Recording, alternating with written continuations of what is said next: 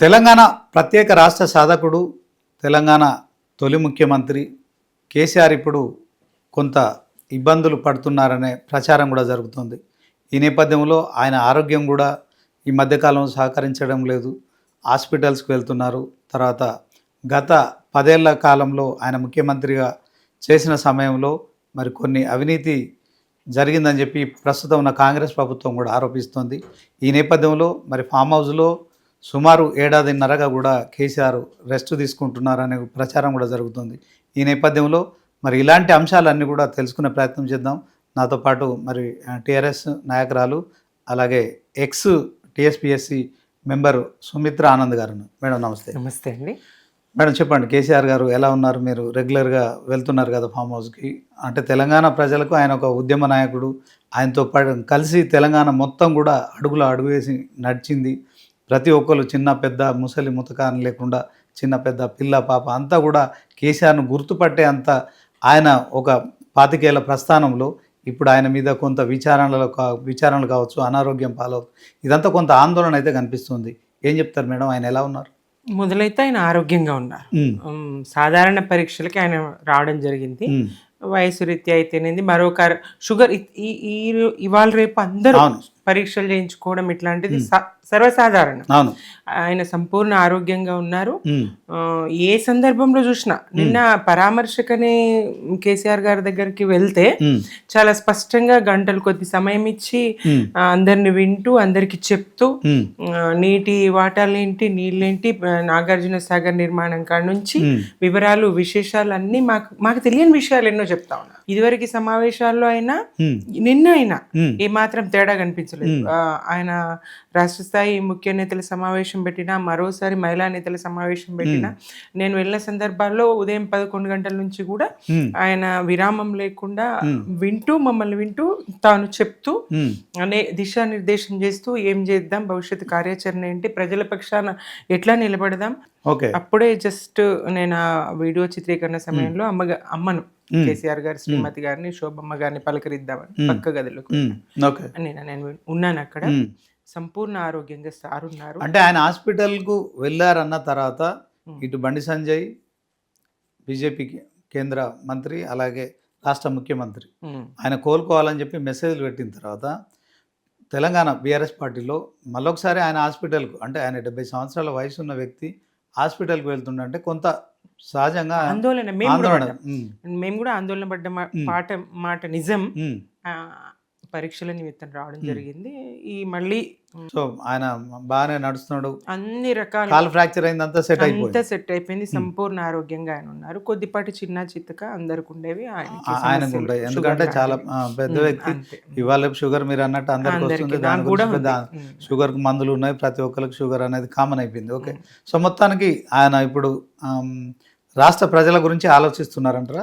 పూర్తి సమయం ఆ స్థితిలో కూడా హాస్పిటల్లో ఉండి కూడా రాష్ట్ర ప్రజల బాగోగుల గురించే, మన నీటి వాటాల గురించే ఆయన ఆలోచిస్తా. చంద్రబాబు చేస్తున్నటువంటి అసత్య ప్రచారాల గురించి ఆయన ఆలోచన చేస్తా ఉన్నారు. 25 ఏళ్ళు ఆయన తెలంగాణ ప్రజల కోసం ఖచ్చితంగా 14 ఏళ్ళ వ్యక్తి. 14 ఏళ్ళ ఉద్యమము, అనేక త్యాగాలు, పదవుల్ని గడ్డిపోసులాగా 11 రోజులు ఆమరణ నిరాహార దీక్ష, చావు నోట్లో తలబెట్టి కేసీఆర్ సచ్చుడో తెలంగాణ వచ్చుడో అని దీక్ష చేసిన అప్పుడున్న పరిస్థితుల్లో అందరూ తెలంగాణ వ్యతిరేకులు, తెలంగాణ వ్యతిరేకించిన వాళ్ళందరినీ కూడా జై తెలంగాణ అనక తప్పని పరిస్థితి తీసుకొచ్చినటువంటి ఒకే ఒక్కడు కేసీఆర్ కదా. చంద్రబాబు నాయుడుతోనే జై తెలంగాణ అనిపించగలిగినారు కదా.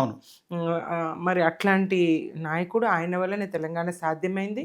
9.5 ఏళ్ల పాలనలో దేశానికే ఒక దిశానిర్దేశం లాగా, దేశం ఇటు తలదిప్పి చూసే విధంగా ఆదర్శంగా రాష్ట్రాన్ని తీర్చిదిద్ది, ఎవరైతే పరిహసించిండ్రో, ఎవరైతే ఎక్కిరించిండ్రో వాళ్ళందరి నోరు కొట్టినట్టుగా, వాళ్ళందరికీ తిప్పి కొట్టినట్టుగా సమాధానంగా రాష్ట్రాన్ని అన్ని రకాల. అంటే కేసీఆర్ ఒక మహానాయకుడు మేడం. దాంట్లో ఎలాంటి అదే తెలంగాణ చరిత్రలో ఆయనకు చరిత్రలో ఆయన పేరు సువర్ణాక్షరాలతో లిఖించబడతానని మీరు చెప్తున్నారు. ఓకే, 100%. కానీ ఆయనకు గెలుపోవడంలో అనేది ఇవాళ కొత్త కాదు. ఆయన కాంగ్రెస్లో ఉన్నారు, టీడీపీలో ఉన్నారు, తర్వాత బీఆర్ఎస్ ఓన్ పార్టీకి పెట్టినప్పుడు ఈ ఓటమి అనేది తెలియని విషయం కాదు. అయితే ఉద్యమ నాయకుడిగా ఆయన తెలంగాణ ప్రజలంతా ఆయన వెంట నడిచినప్పుడు కావచ్చు, తర్వాత 10 ఏళ్ళు ముఖ్యమంత్రి చేసిన తర్వాత కావచ్చు, వీటన్నిటి నేపథ్యంలో ఆయన చాలా హుషారుగా ఉన్నారు. ఎందుకనో ప్రతిపక్ష నాయకుడు అయిన తర్వాత ఆయన అసెంబ్లీకి రాలేదు, తర్వాత మరి ఫామ్ హౌస్కే పరిమితం అయిపోయారు. ఎందుకు అలా ఈ- అంటే ఈ ఈ రాష్ట్ర అసెంబ్లీని మీరు నేను రాష్ట్ర ప్రజలందరూ గమనిస్తా ఉన్నారు. ఉమ్, అసెంబ్లీలో ఎట్లాంటి వాతావరణం ఉన్నది, ఉమ్, అసెంబ్లీ నడిపించే తీరు ఎలా ఉంది, నిర్వహణ ఎలా ఉంది, అందరూ గమనిస్తా ఉన్నారు. ఉమ్, రేవంత్ రెడ్డి గారు నోరు తెరిస్తే ఉమ్, ప్రజల పక్షాన్నో ప్రజలకు మేలు చేసే చర్చలు అక్కడ జరగడం లేదు. ఉమ్, ఎంతసేపు తన నోటిగాయి ఉమ్, అసెంబ్లీలో మాట్లాడకూడనటువంటి పదజాలము, ఉమ్, కేవలం ప్రతిపక్షాలను అవమానించడానికి, ఉమ్, ప్రధానంగా బీఆర్ఎస్ ని కేసీఆర్ ని అవమానించడానికే అసెంబ్లీ నిర్వహణ అన్నట్టు ఉమ్, ఆయన కార్యక్రమాలు నిర్వహించడం. ఉమ్, అక్కడ ఏదైనా మంచి జరిగితే, ఉమ్, ప్రజలకు మేలు చేయగలిగితే, ఉమ్, ప్రజలకు సంబంధించిన చర్చ జరిగితే ఉమ్, తప్పకుండా వచ్చేవాడు, ఉమ్, రావాల్సిందే. ఉమ్, ఇంకొకటి వాళ్ళకు ఒక ఏడాది కాలం సమయం ఇద్దామని కూడా చూసింది. ఉమ్. అయినప్పటికీ చాలా ముఖ్యమైనటువంటి చర్చ జరగాల్సినటువంటి సందర్భంలో కూడా ఆ ఏడాది చర్చ కాదు మేడం, పక్కన పెట్టి కాంగ్రెస్ 6 గ్యారెంటీలు 100 రోజుల్లో అమలు చేస్తామని చెప్పారు. సో మీరు ప్రతిసారి గుర్తు చేసుకున్నారు. ఇప్పుడు 100 రోజులు కాదు, 500 రోజులు కూడా దాటిపోతుంది. అవును 500 రోజులు అయినప్పటికీ కూడా కేసీఆర్ గారు బయటికి వచ్చి ఇంకా ఎందుకు ప్రజల్లో ఉండట్లేదు. ప్ర- ఇప్పుడు కవిత కూడా ఆరోపణలు చేస్తున్నారు.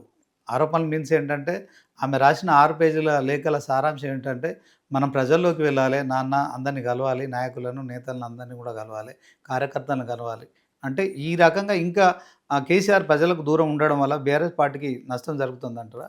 కేసీఆర్ గారి వ్యూహరచన Hmm. నైపుణ్యం ఎవ్వరికి అంతు చిక్కదు. ఉమ్, సార్ తప్పకుండా ఉమ్, మౌనంగా ఉన్నా ఆయన ప్రజల గురించి ఆలోచిస్తూనే మౌనంగా ఉంటారు. ఉమ్, మాట్లాడినా ప్రజల గురించే మాట్లాడతారు.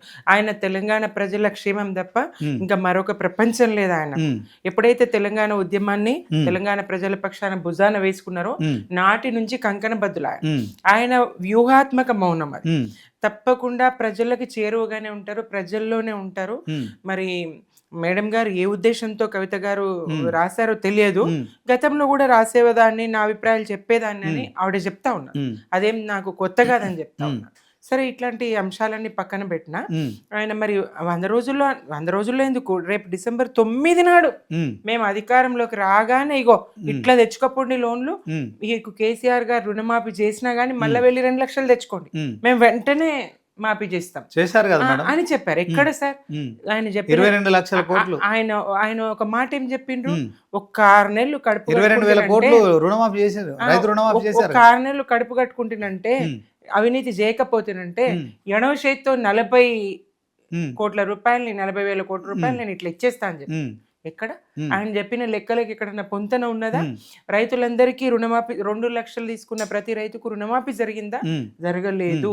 ఏది ఒక్క పథకం కూడా ఉమ్, పూర్తిగా అమలు జరిగింది లేదు. ఉమ్, వీళ్ళు ఇచ్చినటువంటి 420 హామీలు, ఉమ్, 6 గ్యారంటీల్లో ఉమ్, ఏ ఒక్క గ్యారంటీ కూడా పూర్తిగా 100% వీళ్ళు చేయలేదు. ఉమ్, లేదు ఒక 50% కూడా వీళ్ళు చేయలేదు. ఉమ్. మహిళల్ని ఎంత మోసం చేసిందని ఈ ఓకే ప్రభుత్వం? మేడం, కేసీఆర్ గారు ఒక 1 ఇయర్ వెయిట్ చేద్దామని చెప్పారు. 1 అవును. ఇయర్ అయిపోయింది, ఇప్పుడు 1 ఇయర్ అయిపోయి 7 నెలలు అవుతుంది. అయినప్పటికీ కూడా సరే, ఆయన కూడా కాల్ ఫ్రాక్చర్ అయ్యారు, ఒక 6 నెలలు రెస్ట్ తీసుకున్నారు, ఇదంతా ఓకే.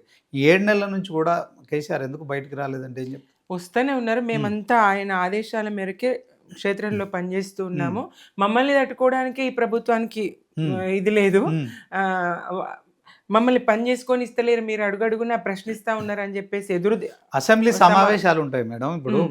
ప్రజల సమస్యలు పరిష్కరించే వేదిక అసెంబ్లీ, చట్టసభలు ఉన్నాయి. అవును సో దాంట్లో ప్రతిపక్ష నాయకుడుగా ఆయన రావాలి. ఈరోజు మరి చాలామంది జగ్గారెడ్డి లాంటి వాళ్ళు కూడా ఏదైతే కేటీఆర్ సవాల్ చేశారో దాని మీద కూడా వాళ్ళు కౌంటర్గా మాట్లాడుతున్నారు. ఏమంటారు? ఇప్పుడు కేసీఆర్ స్థానం నువ్వు తీసుకో, అప్పుడు మేము మాట్లాడే అవకాశం. రేవంత్ రెడ్డి గారు కేసీఆర్ అన్న మాటకి కదా ఉమ్, సార్, రేవంత్ రెడ్డి గారు కేసీఆర్ వస్తాడా కేటీఆర్ వస్తాడా అని అన్నారు. అవును. కేటీఆర్ పేరు కూడా ఆయన చెప్పిండు కదా. అవును నేను వస్తా, మీరు ఎక్కడంటే అక్కడ సీఎం నేను రెడీ అని చెప్పిండు. ముఖ్యమంత్రికి సమాన స్థాయి వ్యక్తి ప్రతిపక్ష నేత అయినా కానీ ఉండాలి. ఆయన చెప్పలేరు కదా. రేవంత్ రెడ్డి గారు కేటీఆర్ గారు అయినా సరే అని చెప్పిండ్రు కదా. ఇంకొకటి ఉమ్, ప్రజలకు తెలియదా ఉమ్, ఈయన చర్చ చేయాలన్నా? ఉమ్. ఎక్కడైనా సరే ఒకవేళ చర్చ చేసి నువ్వు అక్కడ షరతు విధించినావు, కేసీఆర్ గారు రావచ్చు కదా అంటున్నాను, ఎందుకు రావట్లేదు?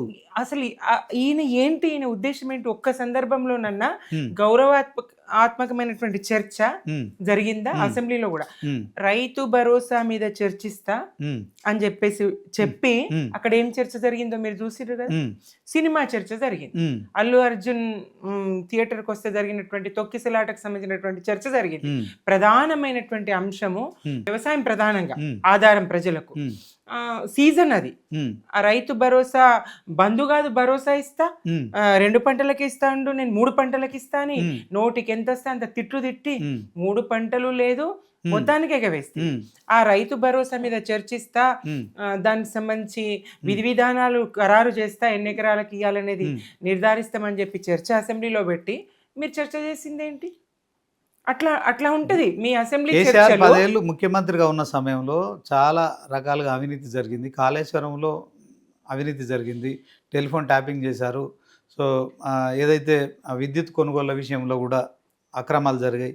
సో వీటన్నిటి మీద కూడా విచారణ చేస్తున్నాం. దీంట్లో కేసీఆర్ కుటుంబం మొత్తం జైలుకు పోతారని చెప్పి కూడా పొంగులేటి శ్రీనివాసరెడ్డి రెవెన్యూ శాఖ మంత్రిగా చేసిన కామెంట్స్ని ఎట్లా చూస్తారు? ఆ కాలంలో ఆయన కూడా అక్కడ మంత్రిగా చేసిన ఆయనే కదా. అవును. వీళ్ళదేంటి, వీళ్ళు డిసెంబర్ 9 ఉమ్, 100 రోజులు ఇట్లా వాయిదాలు వేస్తూ వస్తున్నారు. ఉమ్, వాళ్ళు ఇచ్చినటువంటి హామీలు అబద్ధపు హామీలు, మోసము ప్రజలకు ఏదైతే చేసిండ్రో, ప్రజలు ఎక్కడ ప్రశ్నిస్తారో, ప్రజలు ఎక్కడ తిరగబడతారో అని చెప్పి భయంతోని ప్రజల దృష్టి మళ్లించి అటెన్షన్ డైవర్షన్ పాలిటిక్స్ లో భాగంగా ఉమ్, వారానికో విషయాన్ని ముందరేసుకొని ఇట్లా ఫోన్ ట్యాపింగ్ అని, కూలేశ్వరం అని రకరకాల ఇష్యూస్ ముందుకు తీసుకొచ్చి పెట్టడమే తప్ప పొద్దు పోగొట్టుకునే కథలే తప్ప, పొద్దుగుచ్చే కథలే తప్ప పాలన చేతనైన పనులైతే కేవలం 6 గంటల ఇష్యూ డైవర్ట్ చేయడానికి ఈ విచారణలని వేధిస్తున్నారంటారా? అంతే. ప్రజల దృష్టి మళ్లించేందుకే తప్ప నిజానికి కాళేశ్వరంలో ఎలాంటి అవినీతి జరగలేదు. ఒక్కటే స్పష్టం కదా సార్, అంత దాకేందుకు అన్నమంతా ముట్టి చూడం కదా ఉడికిందో లేదో అనడానికి. రాహుల్ గాంధీ గారిని పిలుచుకొచ్చి ఇక్కడ ఏం చెప్పిస్తారు, ఆయనకి ఏం స్క్రిప్ట్ రాసిస్తారు? అక్కడ 1,00,000 కోట్లు కూడా కాదు. కాంగ్రెస్ కాదు మేడం, బీజేపీ కూడా అదే ఆరోపణ. కాళేశ్వరం మీద సిబిఐ విచారణ చేయాలి. మీరు వినండి, ఆ 96,000 కోట్లతో నిర్మాణం పూర్తయినటువంటి ప్రాజెక్టుకు వాళ్ళు 100 కోట్ల అవినీతి జరిగిందని రాహుల్ గాంధీ 1,00,000 కోట్ల అవినీతి జరిగిందని రాహుల్ గాంధీ గారికి స్క్రిప్ట్ రాసి ఇస్తారు. ఆయన అది ఇక్కడ చదివిపోతుంది. దాన్ని బట్టి స్పష్టమైతే లేదా? వీళ్ళు కేవలం బీజేపీ కూడా ఆరోపిస్తుంది మేడం, కాళేశ్వరం మీద కావచ్చు, టెలిఫోన్ ట్యాపింగ్ విషయంలో కావచ్చు, సిబిఐ విచారణ జరిగితే నిజాలు బయటకు వస్తాయి. రేవంత్ రెడ్డి కేసీఆర్ కుటుంబాన్ని కాపాడుతున్నాడు. రేవంత్ రెడ్డిని బీజేపీ కాపాడుతుంది. ఓటుకు నోటు కేసులో రేవంత్ రెడ్డి గారిని బీజేపీ కాపాడుతుంది. ఇక్కడ ఆయన చెప్పిండు కదా, నేను ఆ స్కూల్ విద్యార్థిని, చంద్రబాబు నాయుడు గారి కాలేజీ స్టూడెంట్ని, ఇగో కాంగ్రెస్ ఉద్యోగం ఇచ్చింది కాబట్టి ఇక్కడ చేస్తున్నా. కాంగ్రెస్ ఇచ్చినటువంటి ఉద్యోగము విధి లేక చేస్తున్నాడు తప్ప ఆయన ఈ కాంగ్రెస్ పార్టీ వ్యక్తి కాదు. కాంగ్రెస్ కు సంబంధం ఆయనకు లేదు. జరుగుతున్న పాలన కాంగ్రెస్ నిన్న అనిరుద్ రెడ్డి గారు చెప్పారు కదా, కోవర్టుల పాలన జరుగుతుందని చెప్పి.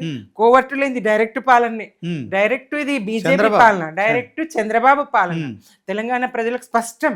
ఆ పెట్టుబడిదారు అందుకే బడాబాయ్ చోటబాయ్ అన్నాడు, చోటబాయ్ అన్నాడు. ఆయన కాపాడుతా ఉన్నాడు. ఓటుకు నోటు కేసులో గానీ ఏ రకంగా చూసినా. ఎప్పుడన్నా మోదీ గారు తెలంగాణకు అనుకూలంగా ఒక మాట మాట్లాడినరా? కానీ దేశంలో ఇప్పుడు కాంగ్రెస్ బీజేపీల మధ్య ఉంటది కదా మేడం రాజకీయ వైరం. ఎందుకని బీజేపీ రేవంత్ రెడ్డిని కాపాడుతుంటారు? ఎందుకనంటే 2 జాతీయ పార్టీలు ప్రధానంగా ఈ 3వ కూటమి ఎక్కడ ఏర్పడుతుందో బలంగా కేసీఆర్ గారు తెలంగాణకు ఎంత చేసిండ్రు, నీళ్ళ విషయంలో, నిధుల విషయంలో, ఉద్యోగాల విషయంలో, ఏ రకంగా చూసినా ప్రధానంగా వ్యవసాయం, దేశానికి అన్నం పెట్టే స్థాయికి వ్యవసాయాన్ని రూపుదిద్ది రైతులకు ఇంత చేసిండు. ఈ దేశవ్యాప్తంగా ఇట్లాంటి పథకాలు, నదుల అనుసంధానంతోని, రైతులకు 24 గంటల ఉచిత విద్యుత్తుతోని, వాళ్ళకు రైతు బంధు లాంటి పథకాలతోని. ఎందుకంటే మోదీ గారు కూడా పథకం 2 ఎకరాలకు ఏదో పరిమితి విధించి పెట్టిర్రు కదా, కిసాన్ పథకం. అట్లా దేశవ్యాప్తంగా ఈయన ఇట్లా చేస్తాడని ఒక ఇదొస్తే, అటు ఆప్ గాని, ఇటు వీళ్ళు గాని, మమత గాని, వీళ్ళందరూ కూటమిగా ఏర్పడితే మరి ఈయన నాయకత్వ కృష్ణా నది నీటి వాటాల విషయంలోనే బీఆర్ఎస్ ప్రభుత్వం అధికారంలో ఉన్నప్పుడే ఏదైతే రావాల్సిన 550 టీఎంసీలకు కేవలం 299 టీఎంసీలు తీసుకునేందుకే మీరు ఒప్పందం చేసుకున్నారని కాంగ్రెస్ ఆరోపిస్తుంది. అది ఒప్పందం కాదు, ఇక్కడ ఒప్పందం జరగలేదు. స్పష్టంగా హరీష్ రావు గారు చెప్పిండ్రు, కేవలం బద్నాం చేయడానికే, బట్టగలిసి మీదేయడానికే, మీ వైఫల్యాన్ని కప్పిపుచ్చుకోవడానికే మిమ్మల్ని ప్రజలు ఎక్కడ అసమర్థులు అంటారో, మిమ్మల్ని ప్రజలు ఎక్కడ దోపిడి దొంగలు అంటారో, మిమ్మల్ని ప్రజలు ఎక్కడ అవినీతి పరులు అంటారో అని మేం కాదు బీఆర్ఎస్ అని చెప్పాలనేటువంటి ప్రయత్నమే తప్ప ప్రజలకు తెలుసు కదా, తెలంగాణ ప్రజలకు అంతా స్పష్టం. కేటీఆర్ బనకచర్ల ఇష్యూ కూడా బీఆర్ఎస్ ప్రభుత్వ హయాంలోనే ఇది జరిగింది. రోజా పెట్టిన రొయ్యల పులుసు తిని కేసీఆర్ ఆ రాయలసీమకు నీళ్ళు ఇస్తే తప్పు లేదని చెప్పి కృష్ణా నది నీటికి అలాగే వదిలేశారు. తర్వాత ఇప్పుడు గోదావరి బనకచర్ల అనుసంధానం విషయంలో కూడా బీఆర్ఎస్ హయాంలోనే జరిగిందని. ఈయనకు ఏ నది ఏ బేసను ఎక్కడ ఏది ఉన్నది, నల్లమల పుల్లు అంటాడు, నల్లమల ఎక్కడో తెలియదు, అటువంటి రేవంత్ రెడ్డి గారు మాట్లాడితే ప్రజలు నమ్ముతారా? ఆయన మాటల పట్ల ప్రజలకు ఇది ఉంటుందా? ఆయన చిత్తశుద్ధి పట్ల ప్రజలకు నమ్మకం ఉంటుందా? ఆయన ఏం మేము స్పష్టంగా హరీష్ రావు గారు పవర్ పాయింట్ ప్రెజెంటేషన్ బట్టి చెప్పిండ్రు, కేటీఆర్ గారు చెప్పిండ్రు, ఎక్కడ కూడా ఒప్పందం జరగలేదు, ఎక్కడ కూడా చెప్పలేదు. అలాగని సముద్రం పాలు నీళ్ళు వృధా జలాలు సముద్రం పాలు కమ్మని కూడా కాదు. రెండు రాష్ట్రాలు న్యాయంగా ఎవరికి దక్కాల్సిన వాటా వాళ్ళు నీటి వాటాను పండించుకుందాం. మేము తెలంగాణలో ఇదిగో మేము పంటలు పండించుకుంటున్నాం. ఇవాళ అద్భుతంగా పంజాబ్ను తలదని హర్యానాను తలదని మేము వరి పండించగలిగినాం, అగ్రగామిగా ఉన్నాం. మీరు కూడా పండించుకోండి, మీరు కూడా వినియోగించుకోండి అని చెప్పడమే తప్ప మా వాటా మీరు మళ్ళించుకోండి అని చెప్పలేదు. అవగాహన లేకుండా మాకు 500 TMCలు ఇచ్చి మొత్తం మీరు తీసుకుపోండి అని రేవంత్ రెడ్డి గారు లాగా చెప్పలేదు. ఈయనకు ఏమీ తెలియదు చెప్పాలంటే. నీళ్ళేంటి, నీళ్ళ వాటాలేంటి, క్యూసెక్కులేంటి, ఇట్లాంటి లెక్కలు పత్రాలు, భూమి, సాగు యోగ్యమైన భూమి, పరివాహక ప్రాంతము, ఏ బేసిన్, ఇట్లాంటి కనీస అవగాహన లేని ముఖ్యమంత్రి. జై తెలంగాణ అనని ముఖ్యమంత్రి. ఆయన తెలంగాణ పట్ల చిత్తశుద్ధి లేదు, వనరుల పట్ల అవగాహన లేదు, పాలన పట్ల అంతకన్నా లేదు, ప్రజల పట్ల అంతకన్నా లేదు. కేవలం ఆయన ఎందుకు పాలన చేస్తుండో ఆయనకే అర్థం కాదు. ఎంతసేపు పరనింద, ఎంతసేపు నిన్నటికి నిన్న. ఇప్పుడు అసెంబ్లీ ఎన్నికలు ఉన్నాయా? ఇప్పుడు పార్లమెంట్ ఎన్నికలు ఉన్నాయా? ఉండేవి స్థానిక సంస్థల ఎన్నికలు. ఈయన ఉట్టికి ఎగరలేడు. ఆయన స్వర్గం గురించి మాట్లాడతాడు, 100 సీట్లు అంటాడు. ఎట్లా సాధ్యం 100 సీట్లు? ఎందుకు నువ్వు చెయ్యాల్సింది చేసి 100 కాదు మొత్తం 119 నువ్వు తెచ్చుకో. ప్రజలకైతే తెలంగాణ ప్రజలకి మేలు చేయండి, మీకు అవకాశం ఇచ్చిండ్రు, మేము కూడా సహకరించినాం. మేము కూడా 100 రోజులు కాదు, సంవత్సర కాలం ఇచ్చినాం, సంవత్సరంన్నర ఇచ్చినాం. ఎంతమంది బాధితులు? అంతా విధ్వంసమే కదా, నిర్మాణం ఏం లేదు కదా. ఏమంటే అప్పులు, అప్పులతో మేము ఏం చేసినామో లెక్కలు పత్రాలు అన్ని చెప్తాం. నీ అప్పులతో నువ్వేం చేసినావు చెప్తావా? ఈ 1.5 కాలంలో నువ్వు తెచ్చిన అప్పులెన్ని, రాష్ట్ర ఆదాయం ఏంది, నువ్వు లెక్కలు చెప్తావా? నన్ను కోసుకొని తినండి అని ఉద్యోగులకు చెప్తావు, లెక్కలు చెప్పవు. మరి నువ్వు తెచ్చిన అప్పెంత, చేసిన అప్పులన్నీ కూడా బీఆర్ఎస్ ప్రభుత్వం హయాంలో చేసిన వడ్డీలు కట్టడానికి మాత్రమే నేను వినియోగించాను, 158,000 కోట్లు అని చెప్తున్నాను. అది కూడా మా వాళ్ళు లెక్కలు చెప్తారు కదా. నువ్వు రేపు పొద్దున కేటీఆర్ గారు చెప్పింది కదా, నువ్వు ఎక్కడికంటే అక్కడికి. ఇప్పుడు బీఆర్ఎస్ ఒక లెక్క చెప్తుంది అప్పుల విషయంలో, కాంగ్రెస్ ఇంకో లెక్క చెప్తుంది. మీరు 4.5 లక్షలు 5 లక్షల కోట్లు అప్పులు చేసినా మీరు అంటున్నారు 8 లక్షల కోట్లు అప్పులు చేసిన అబద్ధం. ఇదంతా ప్రజలకు ఎట్లా? చాలా మంది మా వాళ్ళు అబద్ధానికి అంగిలాగా దొడిగితే రేవంత్ రెడ్డి లాగా ఉంటాడని చెప్తారు. కానీ నేనేమంటా అంటే అబద్ధానికి అంగిలాగా ఇప్పేస్తే రేవంత్ రెడ్డి లాగా ఉంటాడు. ఈ రేవంత్ రెడ్డి అనే మనిషి పూర్తిగా అబద్ధాలకు ఒక ఆకారం వస్తే రేవంత్ రెడ్డి అవుతారు. అన్ని నోరు తెరిస్తే అబద్ధం.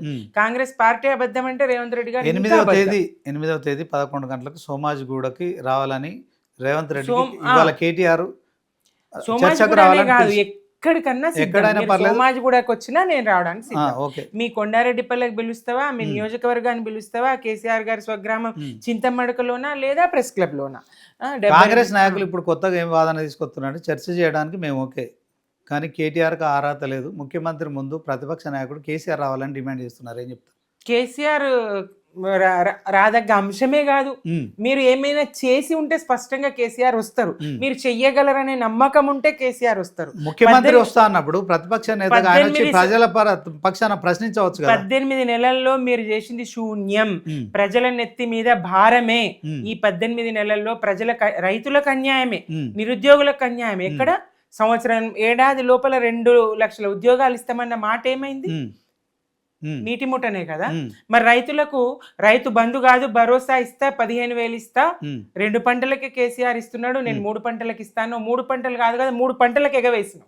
ఎక్కడ ఇప్పుడు స్థానిక సంస్థల ఎన్నికలు చూసి అది భరోసా 15,000 అన్నది 12,000 చేసి ఇచ్చినాం. దీనికి విజయోత్సవాలు.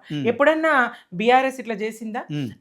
అది ఒక కార్యక్రమం లాగా కరోనా లాంటి కష్టకాలంలో కూడా ఉమ్, టెన్షన్ గా ఎలాంటి అంగు ఆర్భాటం ప్రచార ఆర్భాటం లేకుండా ఉమ్. జరిగిపోయింది కార్యక్రమం. చేసేది గోరంతా, కేసీఆర్ చెప్పేది కొండంత కేసీఆర్ కాంగ్రెస్. రావాలని చెప్పి కాంగ్రెస్ ఇప్పుడు డిమాండ్ చేస్తుంది. కేసీఆర్ రారు, ఉమ్, ఎందుకంటే మీరు ఏమి చెయ్యలేరు. చేస్తే ఉమ్, ఇంకా చేస్తారని నమ్మితే ఉమ్, సరే తెలంగాణ ప్రజలకు మేలు జరుగుతుంది అన్నప్పుడు తప్పకుండా కేసీఆర్ వస్తారు. ఎందుకంటే ఉమ్, ఆయనకు భేషజాలు లేవు. ఉమ్, తెలంగాణ పౌరులకు, తెలంగాణ సమాజానికి, తెలంగాణకు మేలు చేయాలనేటువంటి ఏకైక తలంపు ఉమ్, అది జరుగుతుందంటే తప్పకుండా కేసీఆర్ గారు వస్తారు. ఉమ్, కానీ చేసే చిత్తశుద్ధి మీకు లేదు. ఉమ్. ఎందుకంటే ఇది కాంగ్రెస్ పాలన కాదు, ఇది బీజేపీ పాలన కాదు, ఇది ఏ పాలన కవిత ఇష్యూని ఎట్లా చూస్తారు మేడం? నాన్న దేవుడు చుట్టూ దయ్యాలు ఉన్నాయని చెప్పిన తర్వాత ఈ సమయంలో అంటే అసలే విచారణలు ఇట్లాంటి కార్యక్రమాలు జరుగుతున్నాయి. కొంత బీఆర్ఎస్ పార్టీ ప్రతిపక్షంలో ఉన్నప్పుడు ఆమె మరి కేసీఆర్ మానస పుత్రిక, ఆమె ఒక పుత్రికనే, పుత్రికనే అంటే ఇష్టమైన, చాలా ఇష్టమైన కూతురుగా, ఏకైక కుమార్తె, ఏకైక కుమారుడు, ఇష్టమైన అంటే బయట అంటే మా కూతురుకు బాగా ప్రాధాన్యం ఇస్తారు. సాధారణంగా ఇద్దరు ముగ్గురు ఉన్నప్పుడు ప్రియ పుత్రిక అంటారు. ఒకడే అబ్బాయి ఒకడే అమ్మాయి, కానీ అబ్బాయి కంటే అమ్మాయి, కేటీఆర్ కంటే కవితకు ఎక్కువ ప్రియారిటీ ఇస్తారు, అంత ప్రేమ చూపెడతారు. అలాంటి వ్యక్తి ఆమె కూడా ఇప్పుడు ఏం రాలేదు. దాదాపు 2004లో అంటే 20 సంవత్సరాల పైగా తెలంగాణ రాజకీయాల్లో ఎమ్మెల్సీగా, ఎంపీగా, తర్వాత ఆమె ఒక తెలంగాణ జాగృతి సంస్థను స్థాపించడం కావచ్చు, భారత జాగృతి బీఆర్ఎస్ పార్టీ పెట్టినప్పుడు ఇలాంటివన్నీ తెలిసిన వ్యక్తి అలాంటి కామెంట్ చేయడం పట్ల బీఆర్ఎస్లో ఇది ఎట్లా, ఏ మెసేజ్ పోతుంది అంటారు? ముందుగా జాగృతిలో నేను కూడా పనిచేసిందాన్ని, జాగృతి జిల్లా అధ్యక్షురాలుగా. కొంత విచారించదగ్గ పరిణామమే, ఇట్లా రావాల్సి లేకుండే. ఏది ఏమైనా తను అదివరకు చెప్పింది. అనేక సందర్భాల్లో నేను రాసిన దాన్ని, తొందరపడ్డది అంటారా, లేఖలు రాసిన దాన్ని అని చెప్పింది. సరే ఏది ఏమైనా అలా మాట్లాడడం అయితే నేనే కాదు, తెలంగాణ సమాజం కూడా కొంత గుడబడని మాటనే. జరగాల్సింది కాకుండా ఆమె ఏ విషయంలో నొచ్చుకున్నదో, ఏ విషయంలో బాధపడ్డారో, ఆమెకి ఎవరు అంటే ఒకరిని నన్ను మీరు చూసే దృష్టో, మిమ్మల్ని నేను చూసే దృష్టో వేరుగా ఉండవచ్చు. ఒకరు దేవుడు అనుకున్నారు, ఇంకొకరికి దయ్యంగా కనపడవచ్చు. ఆమెకు బాధ కలిగించిన అంశం ఏంటో ఆమెకు వ్యక్తిగత ఇష్యూ జరిగిన తర్వాత కవితతోని కేసీఆర్ మాట్లాడడం జరిగిందా? తెలియదండి, ఆ విషయం నాకు తెలియదు. అంటే మీరు ఉన్నప్పుడు ఎప్పుడు కవిత గారు రాలేదు? ఇప్పుడు హాస్పిటల్ కూడా వెళ్ళిందట, నేనున్నప్పుడు వెళ్ళలేదు. అంటే ఇది పార్టీలో ఎట్లా ఉంటారు, తండ్రి కూతురు మాట్లాడి ఉండరు.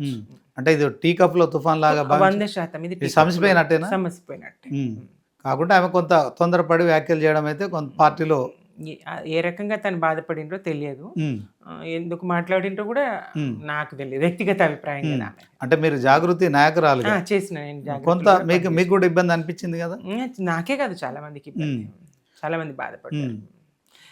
సో పార్టీ అంతా ఒక తాటి మీద ఉందంటారు, అది సమసిపోయింది, ఇష్యూ సమసిపోయింది. సో కేటీఆర్ కవిత మాట్లాడుకుంటున్నారా? మాట్లాడుకుంటారు, తానే నిన్న చెప్పినట్టున్నారు, మాట్లాడుకుంటారు, ఎందుకు మాట్లాడుకో. అంటే ఈరోజు కూడా అదే రైలు రోకో గురించి దాంట్లో ప్రెస్ మీట్లో అడిగినప్పుడు ఆ విషయం దాట వేసినట్టు అనిపించింది కేటీఆర్ గారు. సో స్ట్రేట్ అవే చెప్పడానికి ఇంకా ఆయన కూడా జర కొంత సరే, ఈ వ్యక్తిగతమైన చర్చలకు ప్రాధాన్యత వేదిక కదా పార్టీ ఆఫీసు, అది వ్యక్తిగతమైన మేడం. ఆమె రైలు రోకో చేయడం అనేది అది జాగృతికి సంబంధించినటువంటి కార్యక్రమం, ఇది భారత రాష్ట్ర సమితి ఇక్కడ ఈ కార్యక్రమం. అంటే ఇప్పటికీ ఆమె వెంట బీఆర్ఎస్ నాయకులు ఎవరు ఉండట్లేదు అని వ్యక్తిగతమైనటువంటి కార్యక్రమం, అది ఆమె తీసుకున్నటువంటి కార్యక్రమం, పార్టీ కార్యక్రమం. మీరు మాట్లాడారా కవిత గారితో ఈ మధ్య కాలంలో? లేదు, మాట్లాడట్లేదా? ఓకే. అంటే ప్రత్యక్షంగా కలిసి మాట్లాడేది ఎప్పుడైనా, ఈ మధ్య నేను కలవలేదు. సో గజ్వేల్ ఎమ్మెల్యేగా కేసీఆర్కు ఓట్లేసి గెలిపించారు, ఆయన ప్రజల్లోకి వెళ్ళట్లేదు. సరే ఫామ్ హౌస్కి వస్తున్నారా, what ever it may be, కానీ ఒక ఎమ్మెల్యే ఆయన నియోజకవర్గంలోనే ఉన్నారు, కానీ ప్రజల మధ్యకు వెళ్ళట్లేదు. అంటే మీలాంటి వాళ్ళ ద్వారానే ఒక కార్యక్రమాలు నడుస్తున్నాయని తెలిసింది. సో ఇదంతా ప్రజలు రేపు పొద్దున యాక్సెప్ట్ చేస్తారు, ఆయన మళ్ళీ ఒకసారి ఎమ్మెల్యే గెలిపిస్తారు. ఎప్పుడైనా ప్రజలకు తెలుసు, ఇప్పుడు ఆయన ప్రజల్లోకి వెళ్తే మొత్తం యావత్తు తెలంగాణలో 3 ప్రజలు ఆయనతో ఫోటో దిగడానికి పోటీ పడే సందర్భం చూస్తాం.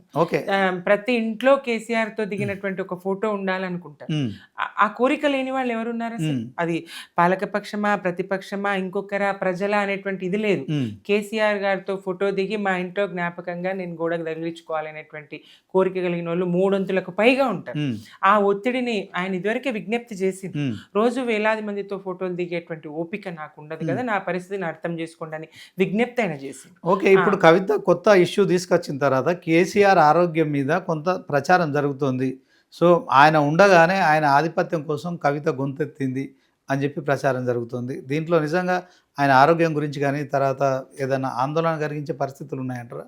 కేసీఆర్ గారే అందరికీ అధినేత, పార్టీ అందరికీ కేసీఆర్ గారు అధినేత. ఆయన అంటే కవిత మధ్య కేటీఆర్ మధ్య ఇది ఒక వారసత్వంలో ఇది ఆధిపత్య పోరు కోసమే కవిత నలిగిపోయి అలాంటి కామెంట్ చేసిందని అంటున్నాను.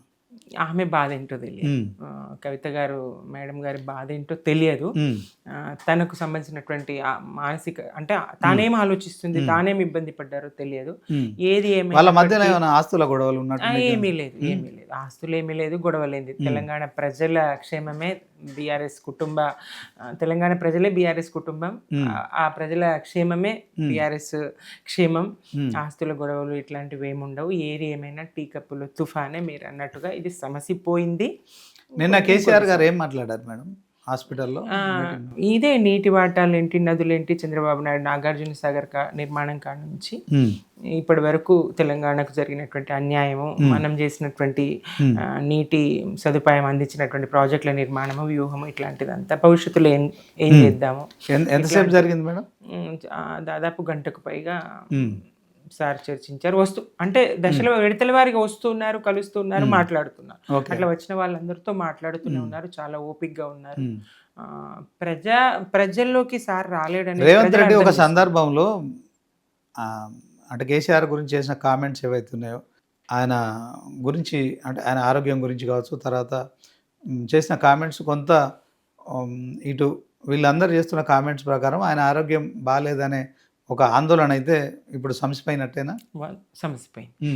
ప్రజలకి ఆయన స్పష్టంగా తెలుస్తుంది కదా, చూసిండ్రు కదా, ఈ చర్చించింది. ఇంకోటి రేవంత్ రెడ్డి ఎప్పుడు ఆయన మేలు కోరడు కదా, ఆయన ఎప్పుడు ఆయన కాలు విరిగి ప్రమాదవశాత్తు కాలు విరిగిన సందర్భం కాడ నుంచి ప్రతి సందర్భంలో కూడా చావు భాషనే. కేసీఆర్ గారి మేలు కోరి, నీకు చిన్న వయసులో అవకాశం వచ్చింది, నువ్వు చేసుకో, నిరూపించుకో, మీరు చేయండి, నిరూపించండి అని బహువచనం.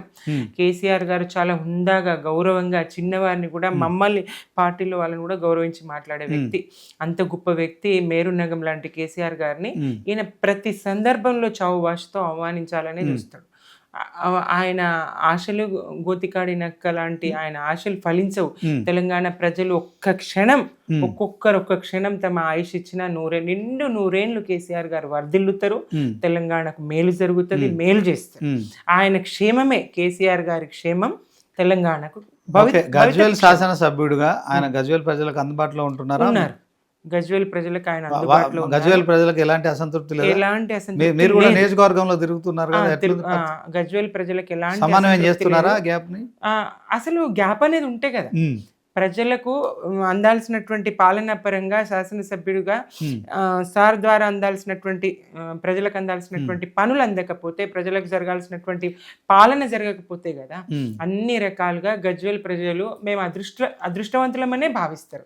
చాలా మేము అదృష్టవంతులం, మా కేసీఆర్ లాంటి శాసనసభ్యుడు ఉండడం అని. ఒకప్పుడు గజ్వేల్ చాలా వెనుకబడిన ప్రాంతం, చాలా అంటే చాలా.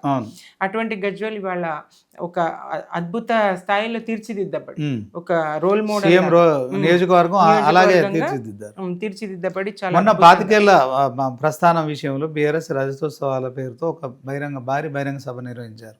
కానీ ఆ సందర్భంలో మీలాంటి నాయకులు, కార్యకర్తలు ఆశించిన స్థాయిలో కేసీఆర్ మాట్లాడలేదని ప్రచారం జరిగింది, నిజమేనా? అదేం లేదు, చాలా చక్కగా మాట్లాడారు, స్పష్టమైన హుందాగా మాట్లాడిండ్రు, దిశానిర్దేశం చేసిండ్రు. అంటే ముఖ్యమంత్రిగా ఉన్నప్పుడు ఆయన నిప్పులు చెరిగేవారు, ప్రతిపక్షాలమైనా కానీ కేంద్రం మీద లక్షలాది మంది ఉన్నటువంటి సభ అది. చాలా హుందాగా కగార్ లాంటి విషయాన్ని కూడా అక్కడ తీసుకొని అంతమందితోని అంగీకార సూచక చప్పట్లతోని అంగీకరింపజేసి తీర్మానం చేసినటువంటి ఇంతమందితోని చాలా గొప్ప సందేశం అక్కడ. గొప్ప సభ అది, చరిత్రలో కని విని ఎరగని స్థాయిలో. అది బీఆర్ఎస్ వల్లనే అవుతుంది, గతంలో, వర్తమానంలో, భవిష్యత్తులో బీఆర్ఎస్ వల్ల మాత్రమే అవుతుంది, కేసీఆర్ గారి వల్ల మాత్రమే అవుతుంది అనే స్థాయిలో ఆ సభ జరిగింది. ఆ స్థాయిలో ఆయన సందేశం ఉన్నది. ఓకే, రాష్ట్రంలో ప్రస్తుతం కాంగ్రెస్ అధికారంలో ఉంది, కేంద్రంలో బీజేపీ అధికారంలో ఉంది. మీరు ప్రతిపక్షంలో ఉన్న ప్రధాన ప్రతిపక్ష పాత్ర పోషిస్తున్నారు. ప్రజల్లో ఇప్పుడు ఈ 3 పార్టీల మధ్య రానున్న స్థానిక సంస్థల ఎన్నికల విషయంలో ఎవరు నెంబర్ 1 పొజిషన్లో ఉంటారనుకుంటున్నారు? 100% మేమే ఉంటాం, బీఆర్ఎస్ఏ ఉంటుంది.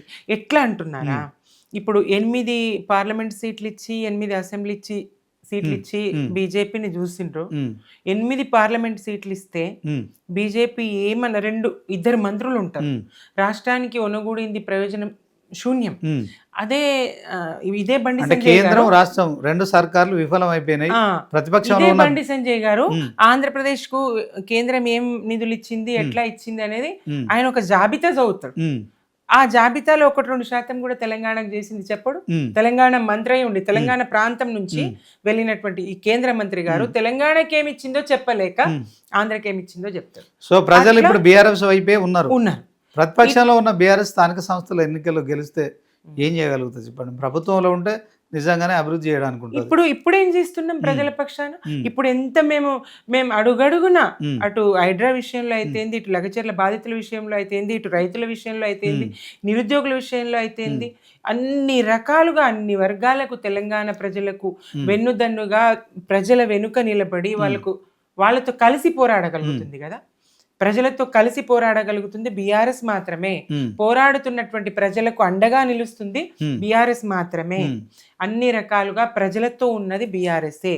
బీజేపీ అవకాశం అడుగుతా ఉంది కానీ ప్రజల పక్షాన లేదు, కాంగ్రెస్ పక్షాన ఉన్నది, పక్షాన ఉన్నది. చంద్రశేఖర్ రావు గారు మబ్బుల చాటు ఉన్న చందమామలాగా ఉన్నారు. ఖచ్చితంగా మబ్బుల నుంచి బయటకు వస్తారు, మళ్ళీ వెలుగుతో ప్రకాశిస్తారు. ఆయన పున్నమి చంద్రుడే, మబ్బుల చంద్రుడు కాదు. మబ్బుల చాటు లేడు. అంటే విచారణలు, తర్వాత అనారోగ్యం, కుటుంబ కలహాలు, ఇవన్నీ ఆయనకు మరింత వన్నె తెచ్చేవి. వజ్రానికి సానబెట్టినట్టే ఆయన నిర్దోషిత్వాన్ని నిరూపించుకోవడానికి ఒక అవకాశమే. ప్రజల్లో మరొకసారి కాళేశ్వరం ఉపయోగం ఏంటి, కాళేశ్వరం గురించి వీళ్ళు చేస్తున్న దుష్ప్రచారం మేము ఏవైతే చెప్పుకోలేము, అప్పుడు మా పథకాలని ప్రజల్లోకి అంత తీసుకెళ్ళలేకపోయాం. అదే సమయంలో వీళ్ళు అనేకమైనటువంటి హామీలు ఇచ్చి ప్రజల్ని మోసగించి అధికారంలోకి వచ్చింది. ఇప్పుడు మా పథకాలేంటి, ఇవి వీళ్ళు చేయలేకపోతున్నది ప్రజలు గమనించి బీఆర్ఎస్ ఏంటి, కాంగ్రెస్ ఏంటి, బీజేపీ స్పష్టమైంది. ప్రజలకు తెలిసిపోయింది. ప్రజల గురించి టెలిఫోన్ టాపింగ్ ఇష్యూలో భార్యాభర్తలు మాట్లాడుకున్న సంభాషణ విన్నారని ఈటల రాజేందర్ లాంటి వాళ్ళు కావచ్చు, చాలా మంది బీజేపీ కాంగ్రెస్ నేతలు ఆరోపిస్తున్నారు. ఇదంతా కూడా అంటే తవ్విన కొద్దీ ఇందులో చాలా విషయాలు బయటకు వస్తున్నాయి. దీంట్లో కేటీఆర్ జైలుకి వెళ్తారని ప్రచారం జరుగుతుంది. నిజమేనా? ఇంకా ఇంతకన్నా విడ్డూరం ఏముండదండి. భార్యాభర్తల మాటలు వినడం ఏంటండి? భార్యాభర్తలు ఎక్కడున్నారు? ఆమె ఏమన్నా విదేశాల్లో ఉన్నారా, లేకపోతే ఈయనేమన్నా విదేశాల్లో ఉన్నారా? వాళ్ళు ఏం మాట్లాడుకున్నారు? ఎందుకు వింటారు? ఏం అవసరం? ఒకవేళ వాళ్ళు ఈ దుష్ప్రచారం భాగమే తప్ప ఇది ఏమీ లేదు. సిట్ అధికారులు చెప్పిండ్రా, విన్నారు ఈ మాటలను?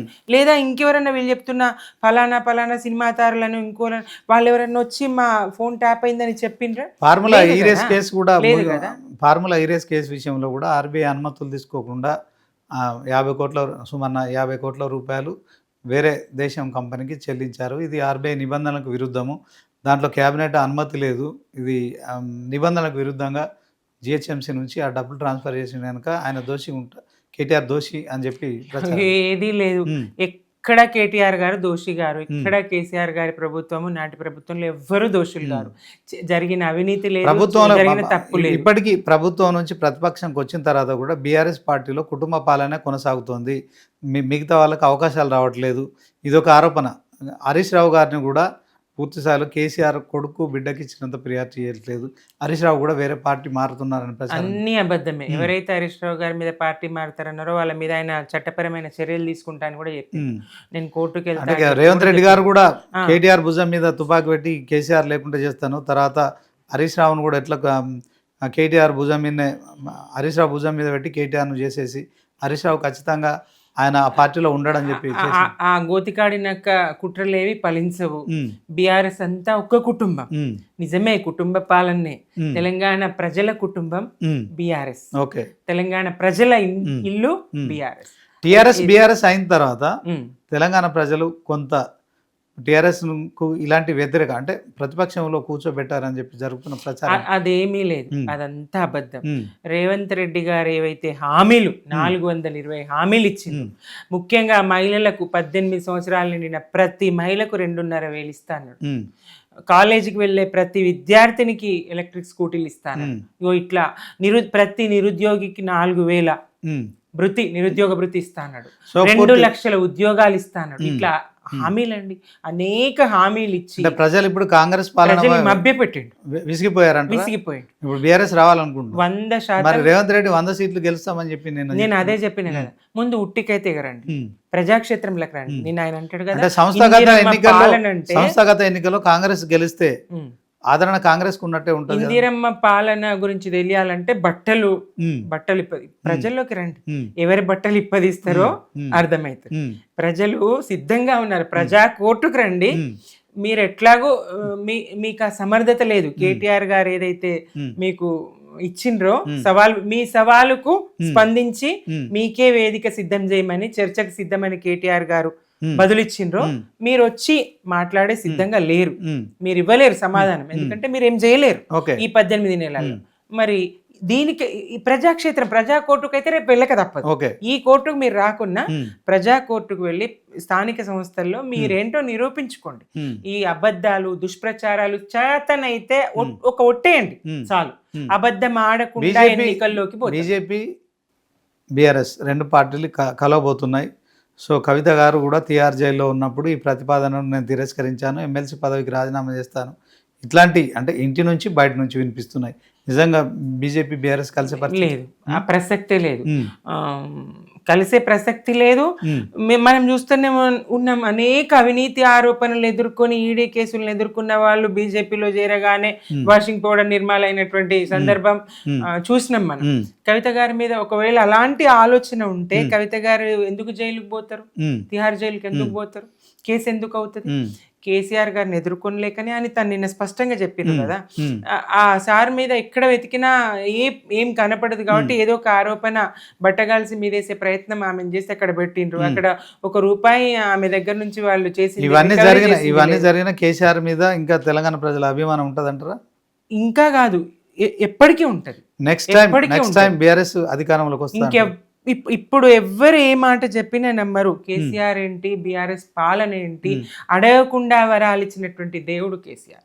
ఏ రైతు బంధు ఎవరు డిమాండ్ చేయలేదు, ఏ మేనిఫెస్టోలో పెట్టలేదు, ఎక్కడ మాట ఇవ్వలేదు, ఏ హామీలో లేదు, అయినా రైతు బంధు ఇచ్చిండు. 4,000 ఇచ్చిన వాళ్ళు 5,000 తీసి 2 పంటలకు ఇచ్చింది. కరోనా లాంటి కష్టకాలంలో ఆడపిల్లలకు కళ్యాణ లక్ష్మి ఎవరు అడగలేదు, మేనిఫెస్టోలో పెట్టలేదు, అయినా ఇచ్చిండ్రు. ఇట్లా అనేక పథకాలు, ప్రజా సంక్షేమ పథకాలు, రైతు సంక్షేమ, ఇలాంటి ఉచిత పథకాలు ఇచ్చి మీరు రాష్ట్రాన్ని అప్పుల పాలు చేసిరని బీజేపీ ఆరోపిస్తుంది. తలసరి ఆదాయంలో ఎంత ఉన్నతంగా నిలిచింది రాష్ట్రం, ప్రజల కొనుగోలు శక్తి ఎంత పెరిగింది, చేసిన అప్పు ఎంత, మనం సంపాదించిన ఆస్తి ఎంత, ఉత్పాదక శక్తిని ఎంత పెంచారు కేసీఆర్ గారు చేసిన అప్పు. అందుకే ఆయన మరొకసారి ప్రజల అభిమానాన్ని ఇట్లాంటి కేసులు చేసినటువంటి అప్పుకు ప్రతిదీ లెక్క ఉంది. కాంగ్రెస్ చేసిన అప్పుకు లెక్క ఉందా? లేదు. Okay madam, thank you. So మొత్తానికి ఆ బీఆర్ఎస్ రాష్ట్ర మహిళా నాయకురాలుగా మరి కేసీఆర్ అడుగుజాడల్లో నడుస్తూ ఖచ్చితంగా గజ్వేల్ కాదు తెలంగాణ రాష్ట్రం అంతా మరొకసారి కేసీఆర్నే ముఖ్యమంత్రిగా ఉంటే బాగుండని చెప్పి ప్రజల అభిప్రాయం ఉంది. ఇదే అంశం స్థానిక సంస్థల ఎన్నికల్లో తేటతెల్లమవుతుంది. బీఆర్ఎస్ ఖచ్చితంగా స్థానిక సంస్థల ఎన్నికల్లో మరి ప్రజల అభిమానాన్ని చూరగొంటుంది. కేసీఆర్ పూర్తి ఆరోగ్యంగా ఉన్నారు, ఆయన మరొకసారి కూడా తెలంగాణ ముఖ్యమంత్రి అవుతారు. సో కుటుంబంలో కవిత ఇష్యూ అది కేవలం టీకప్లో తుఫాన్ లాంటిదే. సో మొత్తానికి ఇప్పుడు టీఆర్ఎస్లో ఎలాంటి సంక్షోభాలు లేదు. కేసీఆర్ కుటుంబం అంటే తెలంగాణ ప్రజలతో కలిసిన కుటుంబం, తెలంగాణ అంతా ఒక కుటుంబం కనుక మరొకసారి కాంగ్రెస్ వైఫల్యాలే మమ్మల్ని ఖచ్చితంగా అధికారంలోకి తీసుకొస్తాయని మరి సుమిత్ర ఆనంద్ గారు చెప్తున్నారు. ఇది ఇవాళ స్పెషల్ ఇంటర్వ్యూ. చూస్తూనే ఉండండి 99.